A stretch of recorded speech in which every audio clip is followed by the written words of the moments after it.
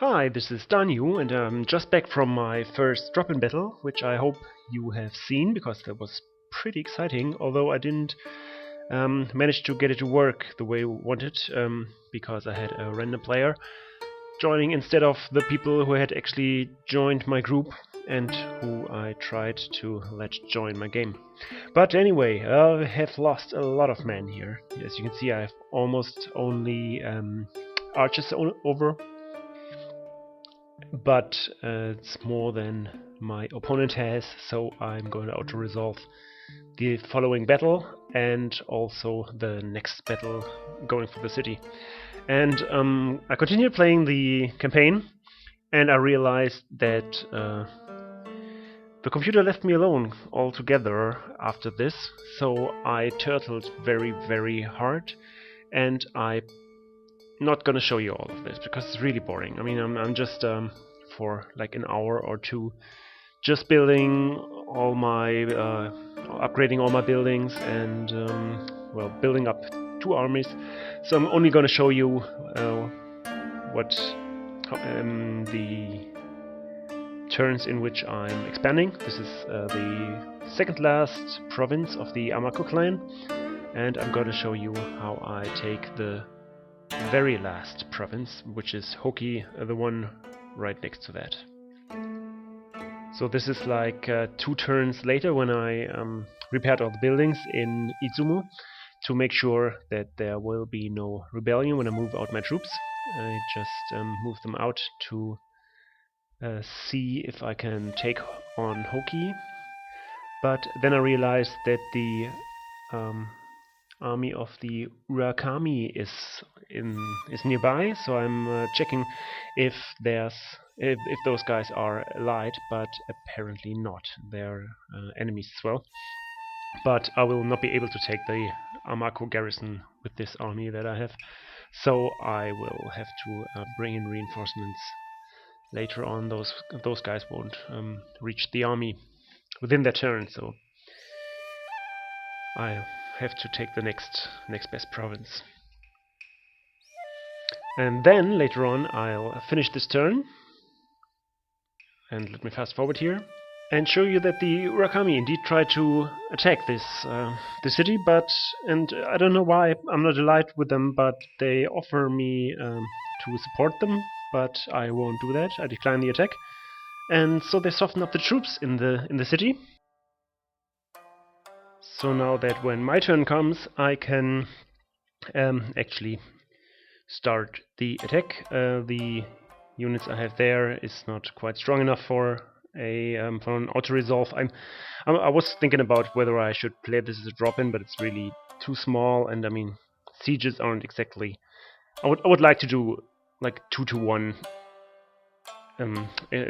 attacks for sieges, and really, I mean, only 5 units on each side is not worth it, so I'm just gonna go and auto-resolve this.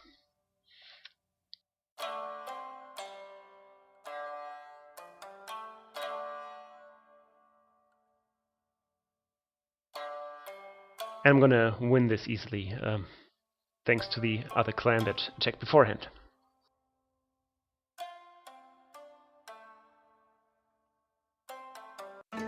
And again, I cut out quite some turns for in which I'm turtling and building trade ships to put on the trade nodes. And well, strategically, it's maybe interesting that the Shimadzu and the Shoni on the left side there are waging a war against each other. So I will be able to later pick on the weaker one if I want to expand in this direction. And the other thing I noticed that right next to the region which I just took, Hokei, there is a region which just went rebel, and I see that here the Yamano move in to capture that region. And I'm trying to do the same trick to capture that region like I did just now. And as soon as it's my turn, I am going to send the ninja that is nearby to make sure that they're not sieging already. And then I send all my troops there, and I rely on the Yamano actually supporting me here. and going for the auto-resolve. I don't know why this feature exists actually, that although we're not allied, they support me in my battle against the rebel. Well, it's fine with me, but I mean, yeah, I got a free region like this. And then again turtling, and let me jump some turns again. And it becomes clearer and clearer now that the Shoni are losing the war against the Shimadzu, and this is some turns in. And I have already declared war on the Shoni in the last turn. And I'm just going to show you this because this is the turn where I take the first Shoni region on the in the south. Again, sending ahead a spy to make sure that there's no surprises waiting for me in the other region. But I'm going to take this one easily.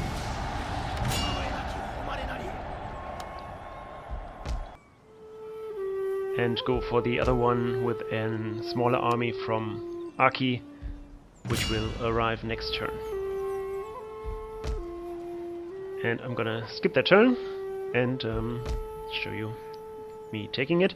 And in that turn the Shimadzu actually offered me an alliance, but I declined that because I was planning on doing a war with the Shimadzu later on, because I'm getting bored here without battles.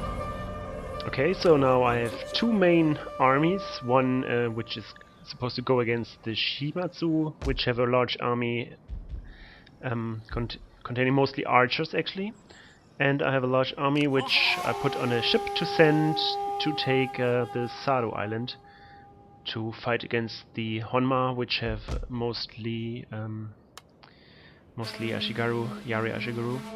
So I designed my armies to actually suit each opponent's side, and yeah, I'm gonna go declare war on the Shimadzu now just to try it out, but they still want an alliance with me, but that won't happen. So let war begin.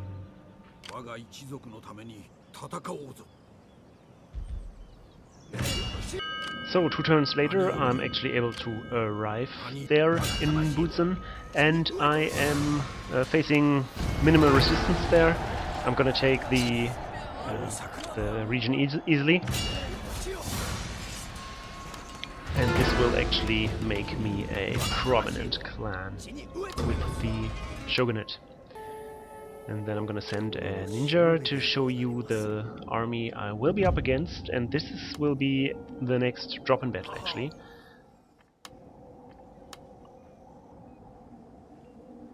And sure enough, once I end this turn,